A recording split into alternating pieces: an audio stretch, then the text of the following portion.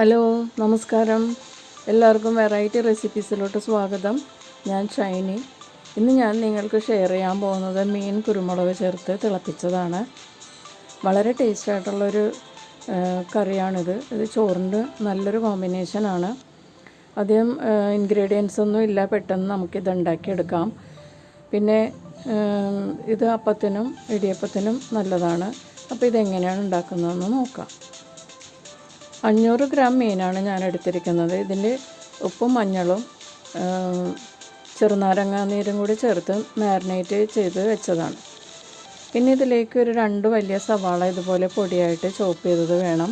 ചെറുള്ളിയാണ് ഇതിന് നല്ലത്, അതുണ്ടെങ്കിൽ അതെടുത്താൽ മതിയാകും. പിന്നെ 2 വലിയ കഷ്ണം ഇഞ്ചി ചതച്ചത്, ഒരു 8-10 അല്ലി വെളുത്തുള്ളി ചതച്ചത്, പിന്നെ ഒരു 4 പച്ചമുളക്, അതും ചതച്ചെടുക്കണം. ഇത് എല്ലാം ചതച്ചാണ് എടുക്കേണ്ടത്. പച്ചമുളകിൻ്റെ എരി കൂടുതലുള്ളതാണെങ്കിൽ കുറച്ചെടുക്കുക. പിന്നെ ഇതിലേക്ക് ഒരു 2.5 ടീസ്പൂൺ കാശ്മീരി ചില്ലി പൗഡർ, എരിവ് കുറക്കാൻ വേണ്ടിയിട്ടാണ് ഞാൻ കാശ്മീരി ചില്ലി എടുത്തത്. പിന്നെ 2 ടീസ്പൂൺ കുരുമുളക് പൊടി. ഇതാണ് നമ്മുടെ മെയിൻ ഇൻഗ്രീഡിയൻറ്റ്. ചട്ടി ചൂടായി കഴിയുമ്പോഴേക്കും ഇതിലേക്ക് വെളിച്ചെണ്ണ ചേർത്ത് കൊടുക്കുക. വെളിച്ചെണ്ണയിലാണ് കേട്ടോ ഇത് ചെയ്യുന്നത്. കുറച്ച് കൂടുതൽ വെളിച്ചെണ്ണ ഇതിന് വേണ്ടി വരും. പിന്നെ ഇതിലേക്ക് എണ്ണ ചൂടായി കഴിയുമ്പോൾ ഇതിലേക്ക് കുറച്ച് വേപ്പില ചേർത്ത് കൊടുക്കണം. അതിന് മുന്നേ ഈ ചട്ടി ഒന്ന് ചുറ്റിച്ച് എണ്ണ എല്ലാ ഭാഗത്തേക്കും ആക്കണം. ഇല്ലെങ്കിൽ ചട്ടിയുടെ അരികെ കരിഞ്ഞ ടേസ്റ്റ് നമ്മളുടെ കറിയിൽ വരും. അതിനാണ് ഇങ്ങനെ ചുറ്റിച്ച് കൊടുക്കുന്നത്. ഇതിലേക്ക് വേപ്പില ഇട്ടതിന് ശേഷം വേപ്പില ഒന്ന് ചൂടായി കഴിയുമ്പോഴേക്കും ഇതിലേക്ക് നമ്മൾ ചതച്ച് വെച്ചിരിക്കുന്ന ഇഞ്ചി, പിന്നെ വെളുത്തുള്ളി, പിന്നെ പച്ചമുളക്, ഇതെല്ലാം കൂടി ഇട്ടൊന്ന് നന്നായിട്ടൊന്ന് പകുതി വാടുന്നത് വരെ വഴറ്റി കൊടുക്കുക. അപ്പോൾ ഇതൊന്ന് വാടി കഴിയുമ്പോഴേക്കും ഇതിലേക്ക് ചോപ്പ് ചെയ്ത് വെച്ചിരിക്കുന്ന അണിയൻ ചേർത്ത് കൊടുക്കാം. അണിയൻ എന്നിട്ടൊന്ന് വഴറ്റി കൊടുക്കുക. പിന്നെ ഇതിലേക്ക് വേണ്ട ഉപ്പും കൂടി ചേർക്കുക. എന്നിട്ട് അണിയൻ നല്ല ഗോൾഡൻ ബ്രൗൺ നിറമാവുന്നത് വരെ വഴറ്റി കൊടുക്കുക. അപ്പോൾ അണിയനൊക്കെ നല്ല ഗോൾഡൻ ബ്രൗൺ നിറമായിട്ടുണ്ട്. ഇനി ഇതിലേക്ക് നമുക്ക് പൊടികൾ ആഡ് ചെയ്യാം.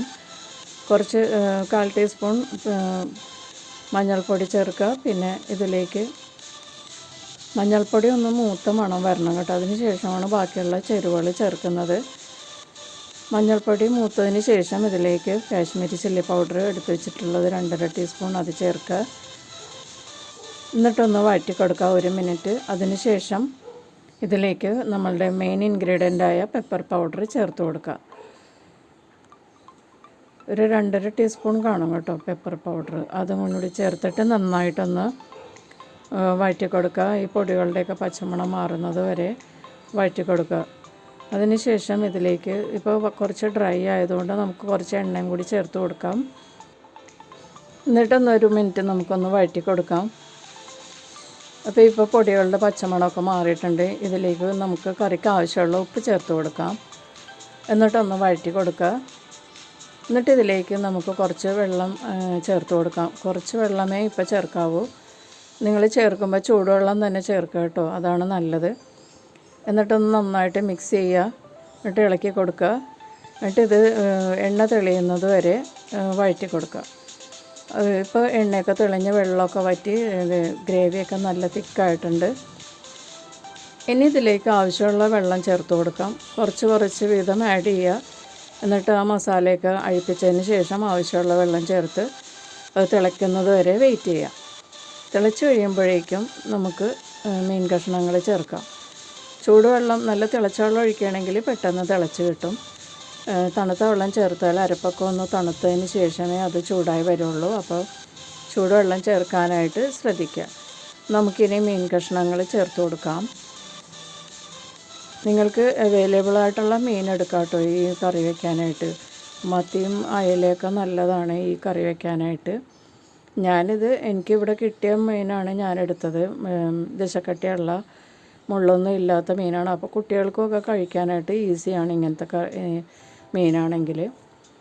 എന്നിട്ടിത് കഷ്ണങ്ങൾ ചേർത്തതിന് ശേഷം ഗ്രേവിയൊക്കെ ഒന്ന് പൊതിഞ്ഞ് വെച്ചിട്ട് കവർ ചെയ്ത് ഒരു 3 മിനിറ്റ് കുക്ക് ചെയ്യുക. 3 മിനിറ്റിന് ശേഷം നമുക്കിതൊന്ന് തുറന്ന് നോക്കാം.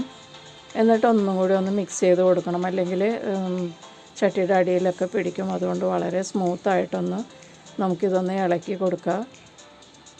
അതിനുശേഷം വീണ്ടും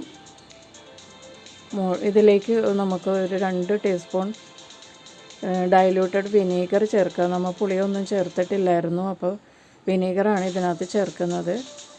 അപ്പോൾ 2 ടീസ്പൂൺ വിനീഗറും കൂടി ചേർത്തിട്ട് നന്നായിട്ടൊന്ന് പതുക്കെ മിക്സ് ചെയ്തിട്ട് വീണ്ടും കവർ ചെയ്ത് ഒരു 5 മിനിറ്റ് കുക്ക് ചെയ്യാം. 5 മിനിറ്റ് ശേഷം ആകുമ്പോഴേക്കും നമ്മളുടെ ഈ കറി നന്നായിട്ട് പാകമായിട്ടുണ്ടാകും. ലോ ഫ്ലെയിമിൽ വേണം 5 മിനിറ്റ് കുക്ക് ചെയ്യാൻ കേട്ടോ. 5 മിനിറ്റ് കഴിഞ്ഞിട്ടുണ്ട്. നമുക്ക് തുറന്ന് നോക്കാം. ഇപ്പോൾ ഗ്രേവിയൊക്കെ നല്ല തിക്കായിട്ടുണ്ട്. ഫിഷൊക്കെ നന്നായിട്ട് വെന്തിട്ടുണ്ട്. വീഡിയോയിൽ കുറച്ച് ഭാഗം ഷെയ്ഡ് കയറിയിട്ടുണ്ട് കേട്ടോ. പ്ലീസ് നിങ്ങൾ അഡ്ജസ്റ്റ് ചെയ്യുക. അപ്പോൾ നമ്മളുടെ ഈ കറി റെഡി ആയിട്ടുണ്ട്. നമുക്ക് സെർവ് ചെയ്യാം. വളരെ ഡെലീഷ്യസ് ആണ് കേട്ടോ ഈ കറി. ചോറിന് ഈ കറിയും കൂട്ടി കഴിച്ചാൽ ചോറ് എന്തുമാത്രം തിന്നുമെന്ന് നമുക്കറിയാൻ പറ്റില്ല. അതുപോലെ തന്നെ അപ്പത്തിനും ഇടിയപ്പത്തിനും വളരെ നല്ലതാണ്. അപ്പോൾ എല്ലാവരും ട്രൈ ചെയ്യുക. വീഡിയോ ഇഷ്ടപ്പെട്ടാൽ ലൈക്ക് ചെയ്യുക, ഷെയർ ചെയ്യുക, നിങ്ങളുടെ ഫീഡ്ബാക്സൊക്കെ എന്നെ അറിയിക്കുക. അപ്പോൾ വീണ്ടും നല്ലൊരു റെസിപ്പിയുമായിട്ട് കാണാം. ബൈ. Thank you.